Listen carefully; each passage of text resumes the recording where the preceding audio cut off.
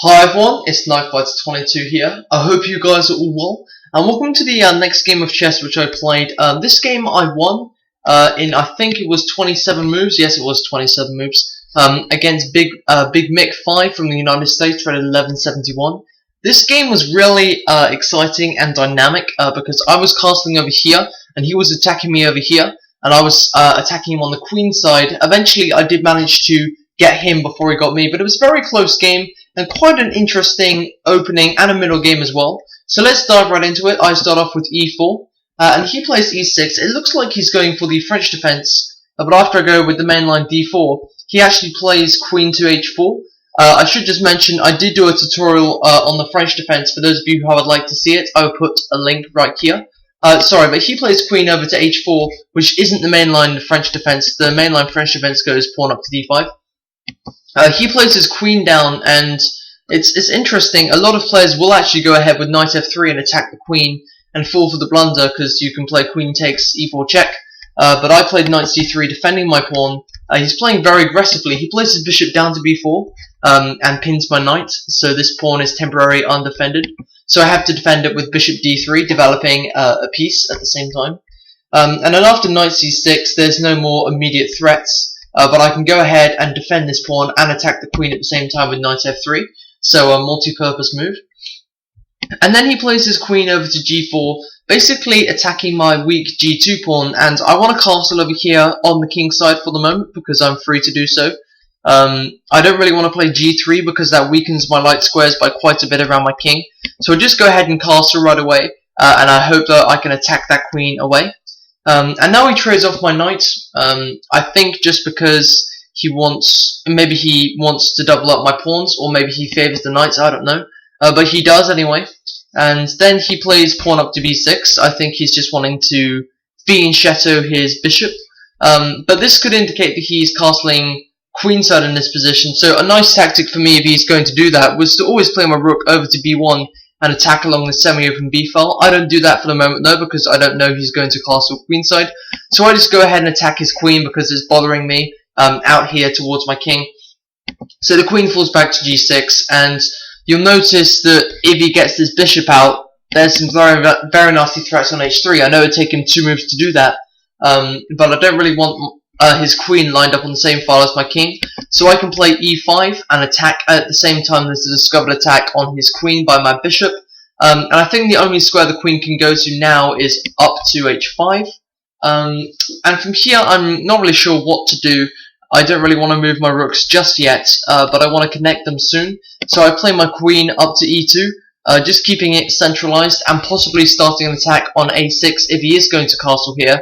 So I'm very subtly lining up the threats. And now he plays pawn up to f5. So you can see after the opening, you've got quite an aggressive player here. He's playing a lot with his queen, but now he's going to really start attacking my king. As I mentioned in the beginning of the video, I start to attack over here. So I do the same thing. I play my pawn up to c4.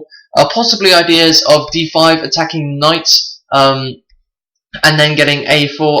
It's a shame that my b pawn isn't there to attack as well, because I've got doubled up c pawns. But alternatively, rook b1 is always a trump. So you know there's advantages and disadvantages to every position.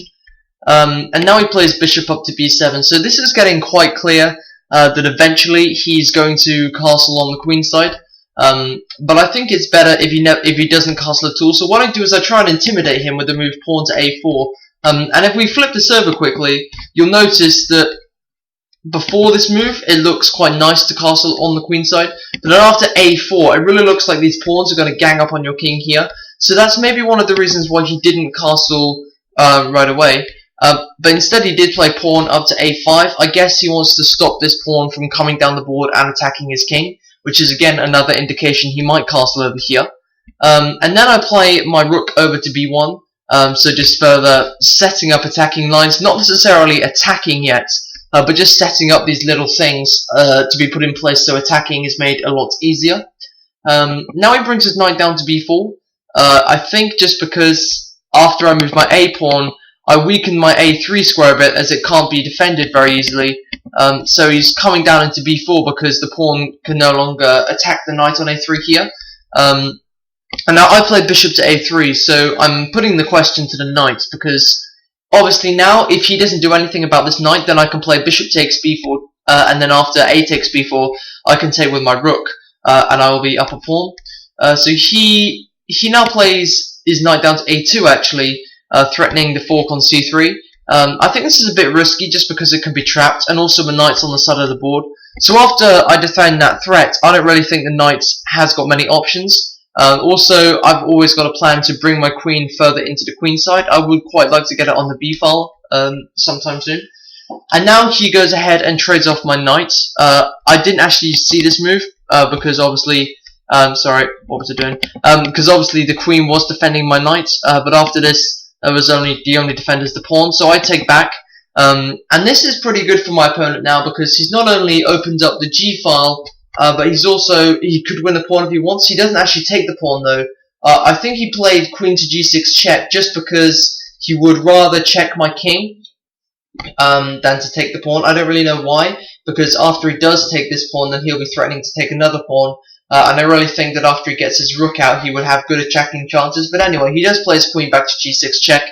And my king's quite safe on h2 if I'm honest, because he no longer has a dark square bishop, or the light square bishop actually.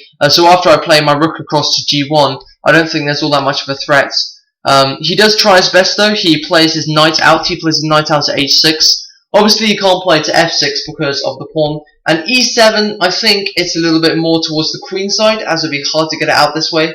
So knight to h6. He might also be looking to bring it back to the f7 square, and then back out to the g5 square, attacking my king side. But I now just play the rook over to g1, as I don't want the queen controlling the open file, and the queen goes off to h5. And it's attacking the f3 pawn, so I thought, why not just bring my bishop back to e2? And then for some reason, I think it was because I had this threat lined up of then playing f4 and then attacking his queen again. I don't think he wanted to get it trapped, so he just played it back to f7, a little timidly anyway. But really, after it brings it back to f7, there's not that much more of an attack. Now I choose to play that move c3 to really exploit that knight now. If you look at it, the knight's pretty much trapped.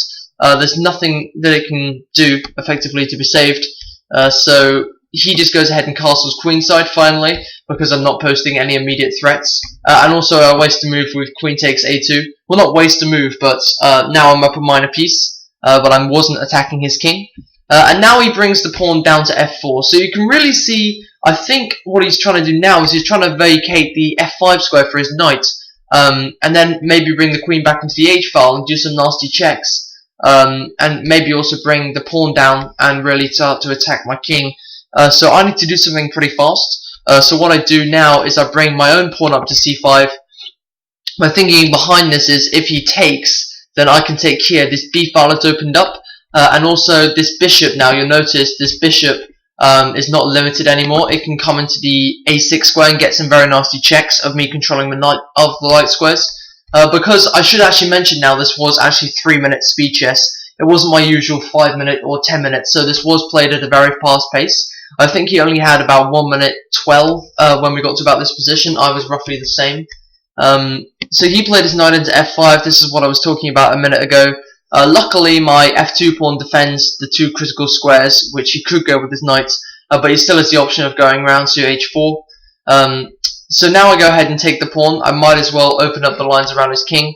And he kind of has to take back here, because if you look at it, if he doesn't, then I can play b7 check, and then this pawn will be able to promote quite soon.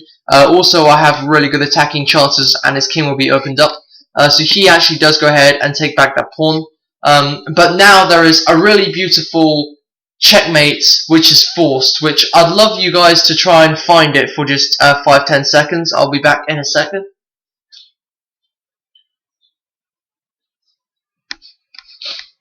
Okay, so the 4-move checkmate which I found starts off with queen to c4 check. Now you'll notice that what happens is the check can't be blocked. The check can't be blocked by any other pieces. Also the queen can't be traded off. So what this means is the king has got to move. And the king has 2 options. The reason why he played king b7 and not king b8 was purely to defend the weak b6 square.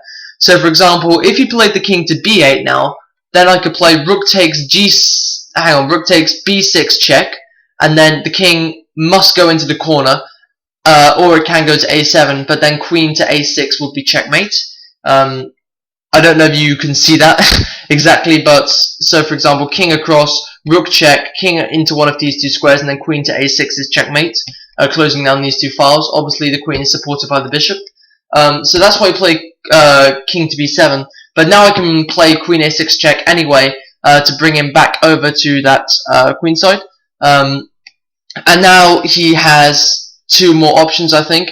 If he plays king to b8, then I can do the same thing, rook takes b6 check, and then after he plays king to c7, I believe that queen b7 is checkmate, which is why I played king c7, but there's another two-move checkmate from here, because I can just take the pawn with the queen, and then after he moves his king back, then queen to b7 is checkmate. Okay, so that was the beautiful four-move checkmate for you. It was also a very nice game to play. As I said, my king wasn't quite attacked to the limit over here, but there was some parts of the middle game where I thought that he could have gone ahead and checkmated me. So thanks so much for watching the video, everybody. I've been KnightFighter22. I wish you good luck with your chess. Please subscribe, and I'll see you next time. Goodbye, everyone.